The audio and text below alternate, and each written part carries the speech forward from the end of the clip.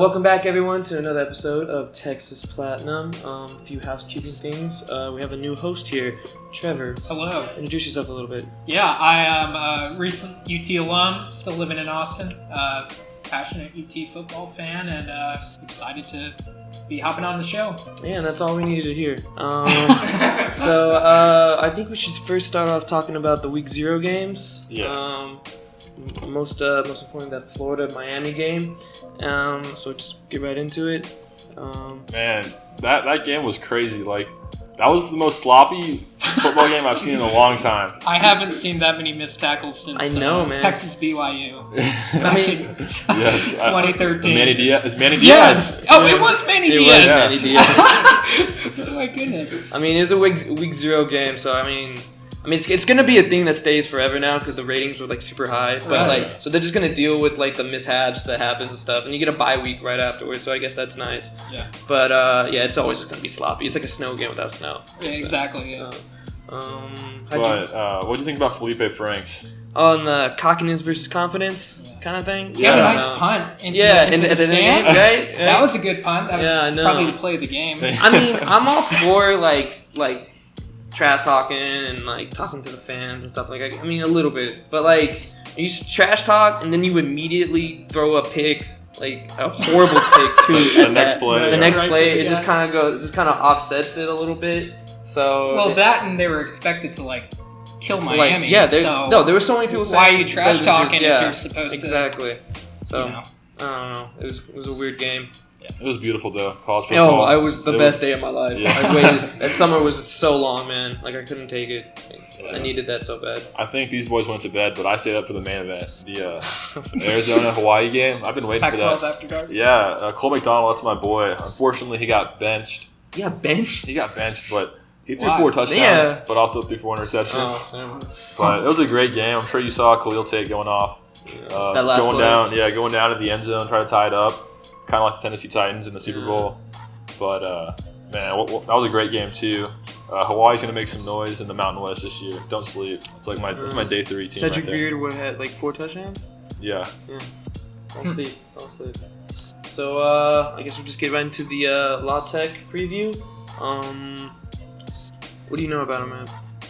Let's let Trevor take this. Let's take this. So, based on kind of what I read up on La Tech, the ironic thing about them is they're very much kind of like a reflection of our own team in a way, being that their star is their wide receiver, Adrian Hardy. Yeah. They got a pretty good quarterback in Smith. Remind me his first name. Jamar. I think it's pronounced Jamar. It's pronounced Jamar? I believe so, yeah. And then their secondary is, I guess, the strength of their defense, even though I wouldn't say that they're like by any means elite. Yeah. But if anything, that's one area that you can kind of point to. Mm-hmm. Very much kind of in some way what we are, just on a much lower level, coming off, I believe, an 8-5 season. Some big wins. Yeah. They're always like projected like the 8-5, 9-3. I mean, they always had like a consistent seasons under Skip Holtz. Yeah. So they're always like either what I was really reading is they either have like a solid offense and then like a very bad defense, or like a good defense and a solid offense. They never like really get two sides of the ball. Yeah. Like a perfect at the same time. And then they've never even won Conference USA, right? UAB won. They last haven't, year. but they've won 5 straight bowl games. So they're always winning in bowl season and like scaring a Power 5 team. Yeah, they played LSU close last year. Adrian Hardy, he went off against LSU. He had like over 100 yards, and I think 2 touchdowns. That receiver, he's Big 12 quality. He could start in Oklahoma State probably. Yeah. Former Big 12 player. Yeah. He started out at OU and then transferred over. So he's got that hate for Texas in his blood. He wants it. Bro. He wants it. Yeah. Be on the lookout for him. So I'm curious to see like Jalen Green. He's probably our first corner from what Herman's been saying. I'm sure they'll match him up with Adrian Hardy. That'll be fun to watch. A quick early test for Jalen Green. He's young. See how he handles a great receiver like Adrian Hardy. So I mean, La Tech. I wouldn't be nervous about this game, but the fact that we lost to Maryland the last 2 opener, I don't know. It's reason to have concern in itself. Yeah, I mean, they lose their star linebacker, career sack leader, Jalen Ferguson, right. And they just lost their offensive coordinator. So it's probably going to be another one of those years where they're like in the middle. But the thing you have to be worried about them the most is I feel like they really rely on like the big plays and like like getting pushing the top off the defense and stuff like that. So I mean, which I'm gonna go ahead and say that we are locked in for this game for once, like, and we're well aware of what they're gonna do. Like, we're not skipping over these guys. No. So I'm pretty confident that our secondary will make sure they don't get those big plays off, and I don't think they have anything in between. If anything, just kind of maintain. Yeah, you know. Exactly. And it's not just Hardy; they have Isaiah Graham too on the outside. He's a TCU transfer, I believe. So they got players that are like Big 12 type talents, and all chips on the shoulders. And luckily, we've gotten 2 great pieces of bulletin board material to get like our players even more focused. So we can talk about what L'Jarius Sneed had to say. Yeah. I mean, first there was the Terry Bradshaw comments a little while that was back, weird, bro. Which, First off, you see what he was wearing, bro? Like that shirt was all like. Yeah, I want to see. Bro. When LSU comes to town, if College Game Day comes here, I want to see a giant like printout of Terry Bradshaw flailing his arms around in the background. Yeah. And what was that? Like, what was not like Terry Bradshaw? Like, was that just a press conference that like, hey, get Terry up there? Like, pretty much. Yeah. It was like a booster thing. Yeah, alumni thing. Yeah. So I think he was just playing to the crowd. Minutes. But you had that. And then you had Sneed, one of the defensive backs for Louisiana Tech. I think just today, if not maybe yesterday. Saying that apparently our receivers can't post up. They can't handle the press. Can't handle the post. Yeah, we're not. You touch them, they fall down. We're not physical. I don't know what film he's watching, and apparently he's the guy that's going to be on Colin Johnson. Yeah. And Sneed is 5'9". Colin Johnson's 6'6". Will he even have to jump? I don't think so. I don't think so. I think his feet can just stay on the ground and he can just one-hand it right over. It's all talk. It's all bulletin stuff. We see this with teams all the time, just going up against someone that they're severely outmatched. Just try to get in their head. But it's kind of what A&M used to do to Texas back in the day. You know? Yeah, it works. If you don't have much, you gotta talk a little bit. So they got the bulletin board material, and also, it's a night game. It's at DKR. We got a lot of hype going into the season. I'm guessing that even if it wasn't for, those comments, we still would come out pretty motivated. Oh yeah, absolutely. I was wondering, like, is this game going to be a sellout? I feel like it has to be. Like, we have some of the stadium under construction, smaller capacity. It's gotta be close to. It's got to be close to capacity, because we had great attendance last year relative to what we've been. Oh yeah. And we got the full hype train. It's a night game. I feel like it's going to be a pretty packed house, and I don't expect Louisiana Tech to travel that well. It might bring a nice little small group, but I really. It might start off slow. It might be ugly. They might go score on the first drive. That's what Todd Orlando tended to do last year a lot, and it was kind of infuriating. But also a lot of new guys, fresh faces on the defense. They might be a little slow down. Yeah, let's talk more about Texas. Like, what do you think about our linebackers? I mean, it's a cause for concern a little bit. I love Joseph Osai. I love Jeffrey McCullough. But it's the middle linebacker with Delia Dayaway and Jawan Mitchell. They both apparently had great camps, but it's not Gary Johnson right there. Like, it's not a stud in the middle that you can rely on. Right? That's the one loss. Even Omenahu, I think Gary Johnson's a bigger loss. I love Gary Johnson. He always was in the right spot in that speed. Right now. I love our D-line with Graham and Malcolm Roach on the edge. I think that's just a lot of unproven. It's just, but it's also a lot of talent though. So that's why I have a little bit more hope. So it's not like we're just filling it with bread. You know what I mean? We'll have Caden Stearns and Brandon Jones healthy together, which is like a scary sight because that didn't happen too often last year. I don't think. Just down the stretch, one team to get hurt while the other was hurt. That TCU game, they were both healthy. They both showed out for that game too. Both had that kind of, I think, gives you an insight into what that potentially can be. It's the best safety duo in the nation, I think. Maybe LSU, maybe Bama, but right. So do you think about our running back situation? Does that cause concern for y'all? Because it does for me.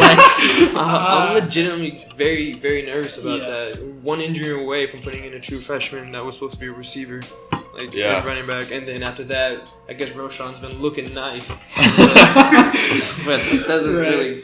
I don't know how many hits you want him taking either. He is third string, so Sam goes down by some coincidence, and then you only have one quarterback. Yeah. So Casey Thompson goes down. Yeah. Then who what? do you put in? Jared Wiley. Exactly. Yeah, I know. I mean, I guess that's probably what would happen. Yeah. That Quentin Johnston film he just committed as the receiver from Temple. What stood out was Jared Wiley just flinging the ball. That guy can throw. Like he's a big dude. He's playing tight end for us. Yeah, 6'7", but jeez. Man, I'd say that's our emergency quarterback. Put him at 4th string. Right. Yes. Some Blake Bell shit. Yeah. Swoops. Yeah. 18-wheeler. Give him that number. Yeah. Who else? I mean, I think that's all like worst case. I think we'll be okay. Like, Keontae, like they nursed him. They were easy with him during the off season. They let him rest. Yeah. Like I think they know what they're doing in that regard, and I think we'll be okay. But we really need health in like Daniel Young and Kirk Johnson. But I mean, Kirk Johnson's never. Really but Tim Beck said none of the running backs are on a rep count, so he's going to let them go at it. Hopefully. Yeah. I mean, that's the way to do it, I think, honestly. They're running backs. You can't really baby them, but... Well, and Ingram also, as a player, is kind of one that improves as the game goes on, it seems like. Yeah.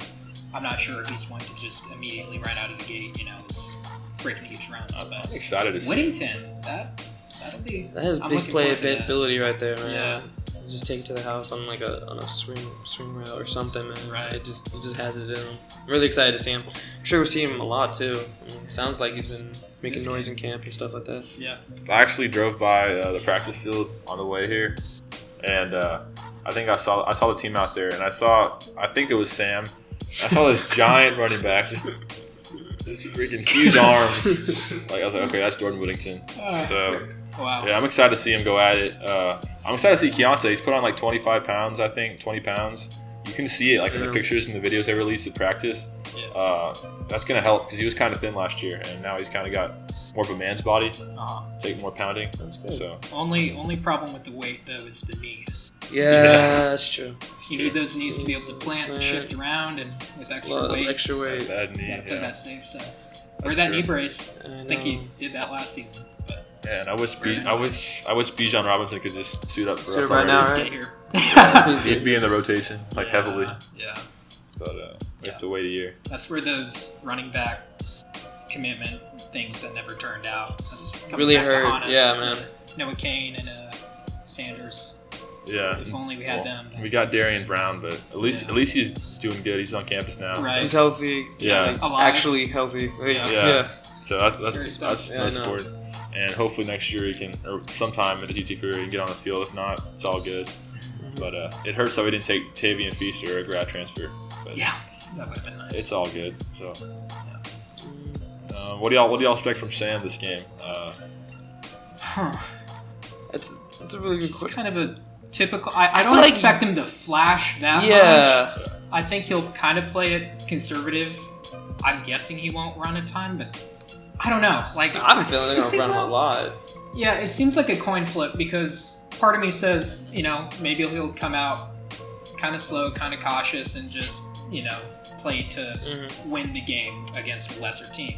Or is he going to come out really on fire and showing off, making a statement that like, LSU's next week and we're gonna compete with them. I feel like he almost has to in a little bit because there's so much momentum coming from that Sugar Bowl, so much hype coming from him. Yeah, he's been talking a lot. You know what I mean? Like he's been in the media, like he has. So like whether he wants it or not. So I'm sure he hears it all. He hears it all too. Yeah. So it's really weird because as loud as he is and as like outgoing he is with like his comments about the team and like our progression and what he wants to be. He's also like humble about it. It's really he handles it doesn't make sense how it kind of comes out. It's a really nice balance that he's able to pull off. Never is talking about himself. Yeah, never talks up himself. But he talks up the team a lot, which is cool. Definitely, great leader. So I mean, my best case is I hope he keeps with that momentum, and I hope to see him out of the game by like the fourth quarter, bro. Yeah, I hope it's like that. I do want to see Casey. Yeah, I do because I've heard good things about him too. Yeah, and he's according to Tim Beck, he's like made massive strides, and I mean he kind of saw it in the spring game too. Dude has some speed, agility. Yeah, perfect for Tom Herman in that offense. Right. That's what he wants in a quarterback. Yeah. But what do y'all think about Jake Smith? I'm excited to see him. Probably the most. Punt returns, kick returns. That's exciting. That's some trust right there. I know, bro. It's been a while that we've had an elite punt returner, in my opinion. Yeah. I mean, I guess Hemphill Maps was pretty good short-lived for a while, but that was only a year, and prior to that. I mean, it'll be fun to watch. Sure. He's gonna break off a few. I'm hoping he can do one against LSU. Man. That'll be so nice. electric. Yeah. Especially as a freshman. His too. speed, Just man. be like, yes. He's got like stupid speed. Mm-hmm. It's cool to watch his film. Yeah, it's exciting. Good cuts too. Yeah, he's quick too. He's not just fast. Good cuts. Apparently, good hands. Yeah, so. Exactly. Soon, man. And he looks big too. He's bigger than I thought he would be. He looks pretty like swole in his pads and stuff. So that's exciting. But so yeah. Big night. Yeah, Yancey those night. Guys, get him ready. I know. Get him big. He does. He's Tom Herman's soulmate. Apparently. Yeah. That's what he calls him. So. You gotta have soulmates. You know? Yeah, for sure. Soulmates are important. So pretty much covered the team. So what's your prediction for this game? We win at least by 2 scores, man. And if not more, I honestly feel like we've had so not successful openers that we need one to really just be like it's over soon. Like it's over point. By like half, bro. Like that might I know that might sound like a really brazen to say or something, but like we need that. So I'm gonna say at least by 3 touchdowns. Put up 3 touchdowns. Yeah, nice. That'd be great. What about you? I don't think we'll quite get 3 touchdowns. With the defense still being, it is their first game. Despite how talented they are, or how highly the coaches have talked about them, I do expect there to be some slip-ups, and I also wouldn't be surprised if offensively they just played it relatively conservative, knowing that LSU's next week. True. So I say they win by 14, 17 points maybe, 14 points, something like that. It might frustrate some Texans fans to be like, we should have blown them out, but at the same time, we're very low on running back. And we're probably going to be relatively conservative when it comes to play calling, is my guess, with LSU next week. So with me, I'm kind of with you. I say 17 points. The number in my head's been 38-21. That's just cool.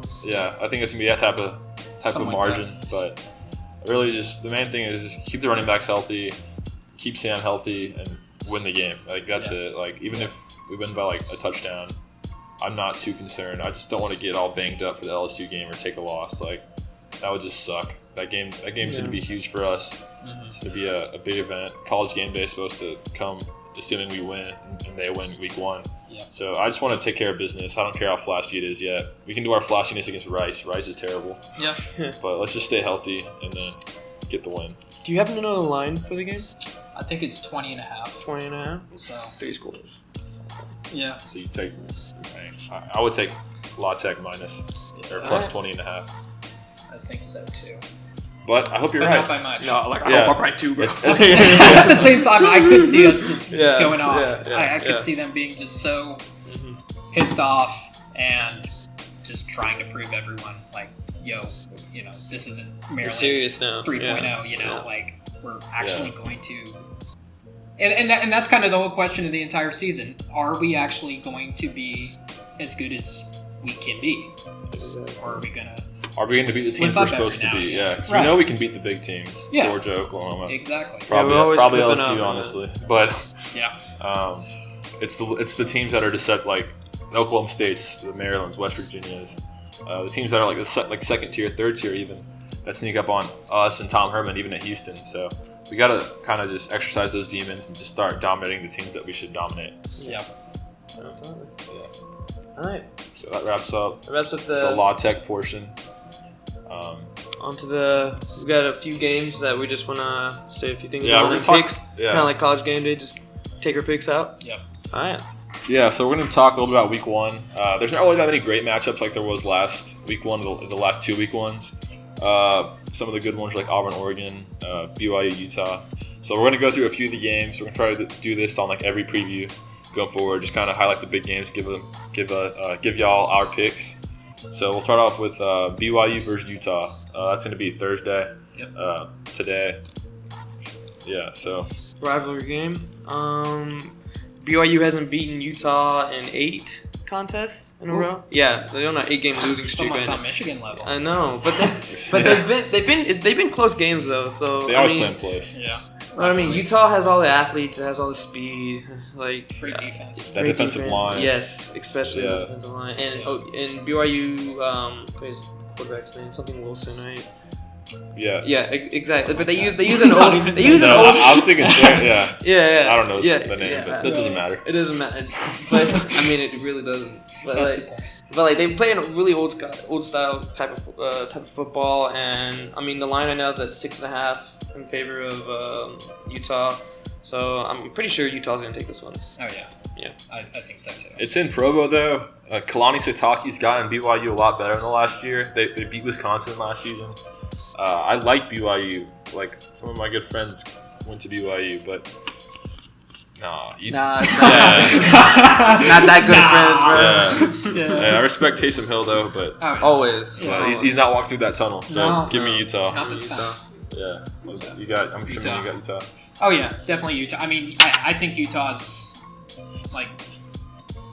I could even see him winning the Pac-12. Oh yeah. So it's them, Oregon, and Washington. Yeah, I don't see them. Yeah, people have them in the playoffs. Lee Corso had them in the playoffs. Yeah, I saw that. Somehow. God. It's like, okay. I mean, okay. It's not the worst pick I've seen, but that's cool. It makes sense, but nah. Yeah. All right, second game we got Northwestern Stanford. That's good. That's a toss-up. That's a toss-up, yeah. There's Where two are they tough playing? teams.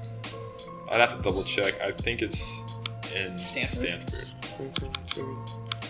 Yeah, I think there's 2 good quarterbacks too. Yeah, KJ Costello and the guy from Hunter something from Clemson. Yeah. Right? Yes. Hunter. It's at Stanford. Okay.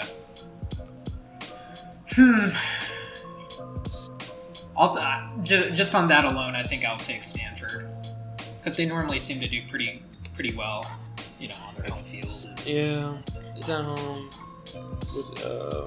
But yeah, I mean, it could definitely be the head coach, David Shaw, right? Yeah. David Shaw. I don't think he's gonna lose his opener. I feel like it's pretty. I mean, it's a Northwestern team that, last year was in the Big Ten championship, but really shouldn't have been in the Big Ten championship because it wasn't really that much of a game.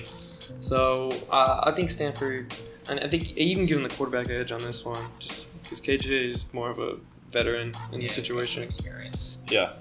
I'm gonna go the other way. I'm gonna take Northwestern. I like what they've done in their last few years. They're like a sleeper team. They're always close to 10 wins or getting 10 wins. I like Hunter Johnson, the transfer from Hunter Johnson. That's his last name. Yeah, I double checked.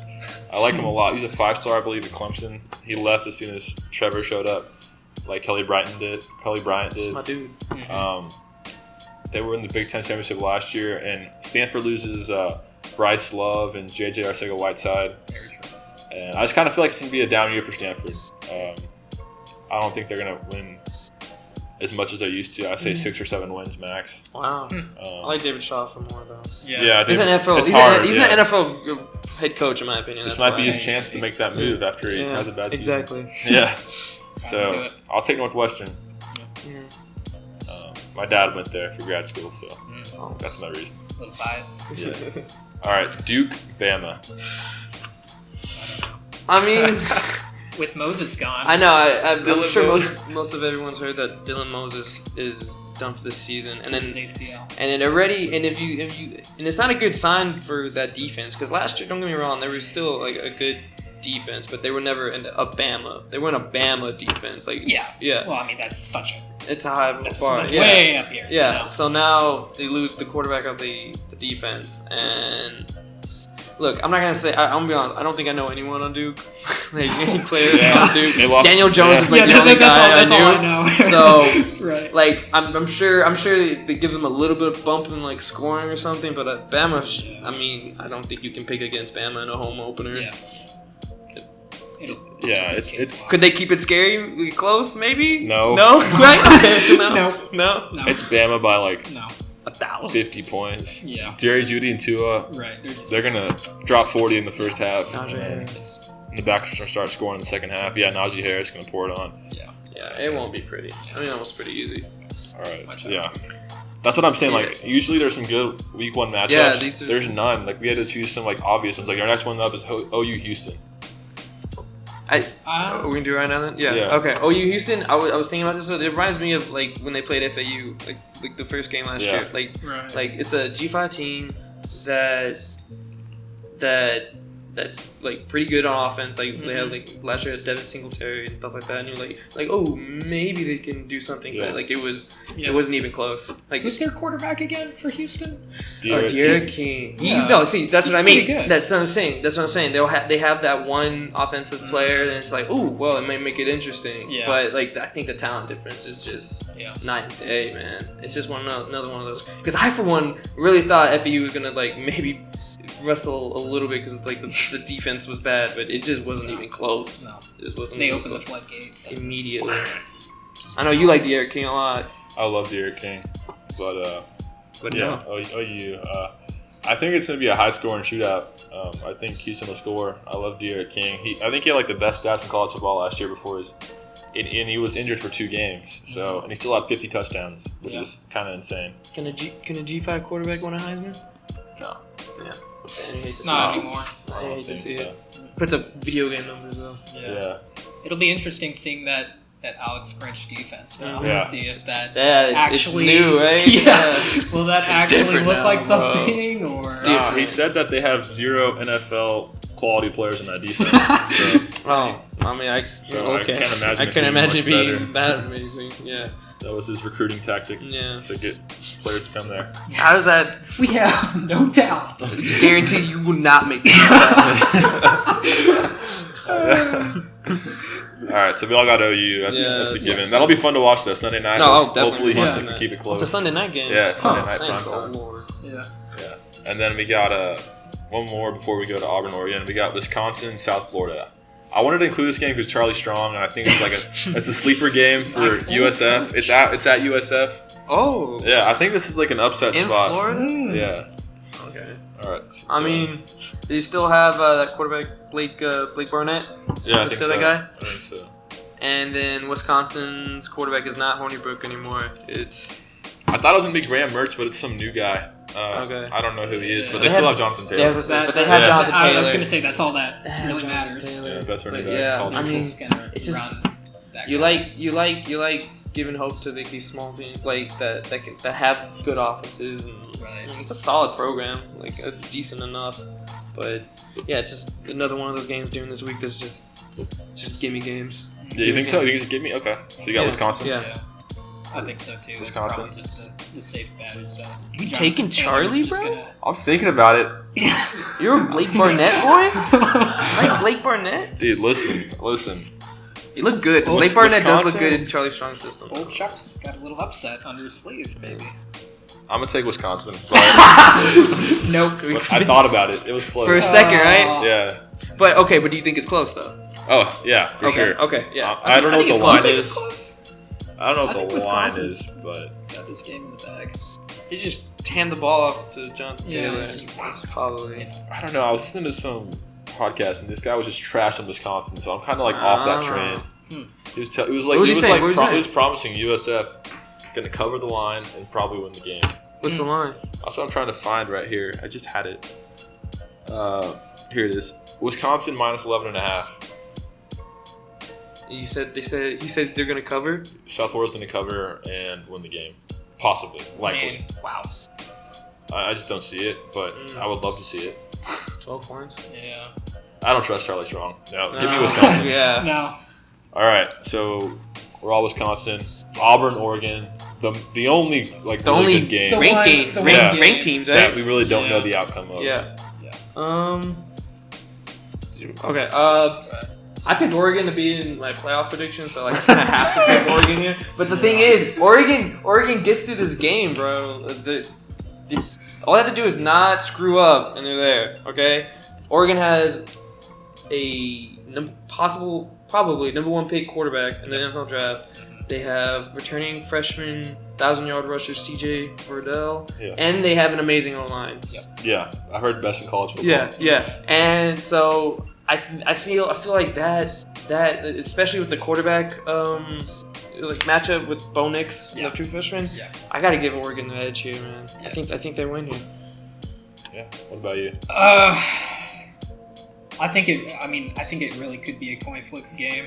I don't know if I trust Gus Malzahn anymore. Yeah. To be completely honest, I think I'll take Oregon in a close game, but yeah, I mean the one matchup when it comes down to is that Herbert versus Nix. I know Nix is incredibly talented. But, they probably run a lot too. Yeah. Like fantastic too.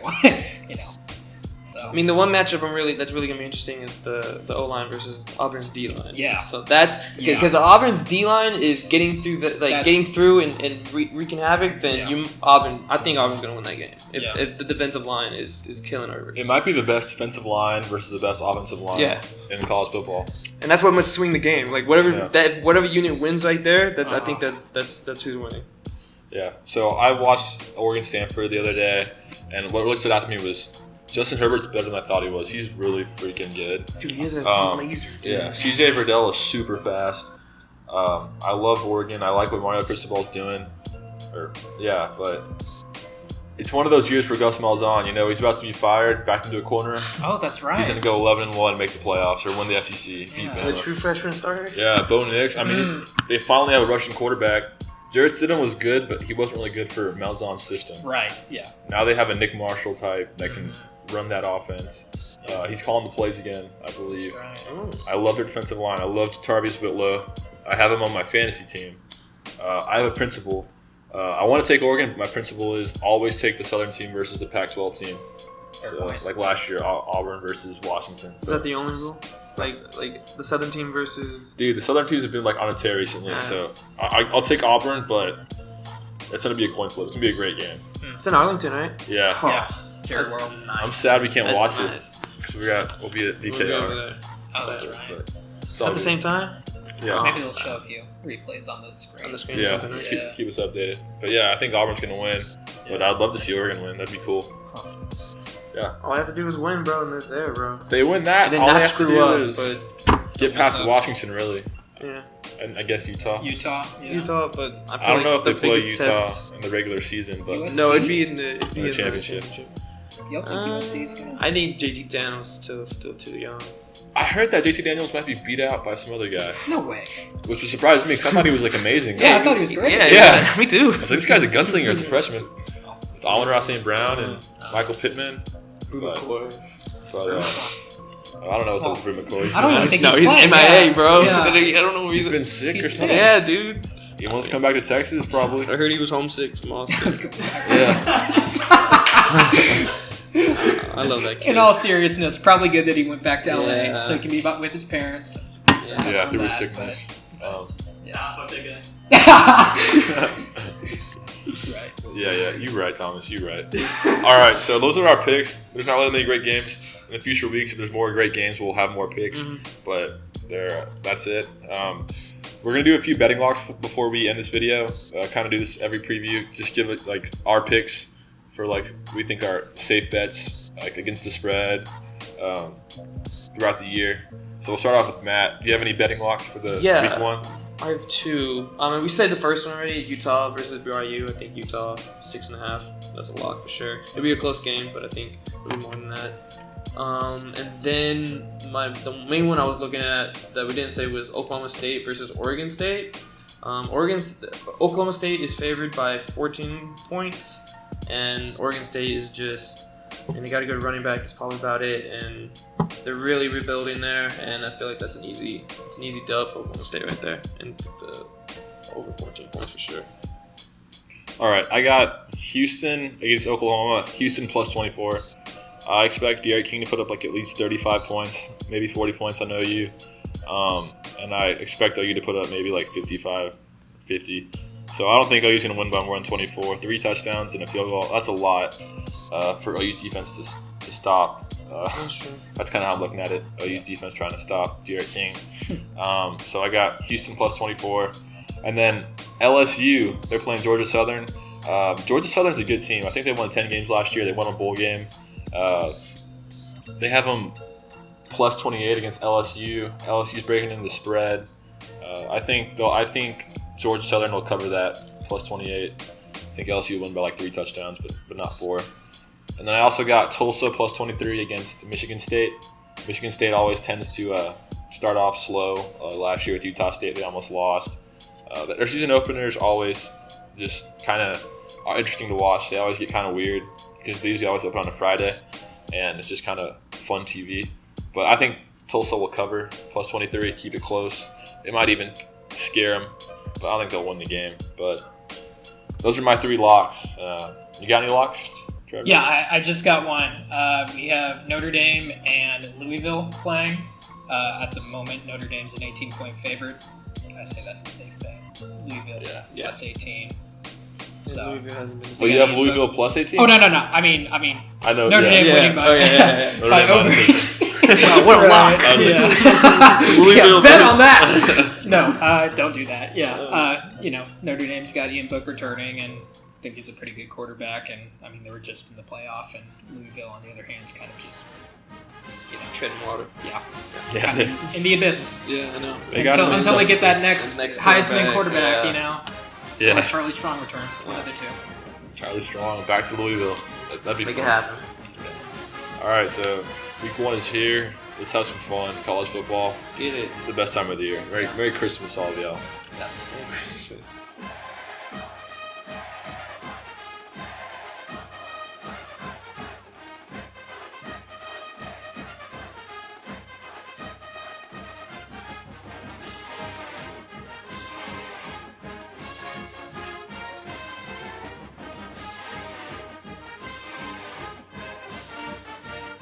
Longhorn Nation, we're back.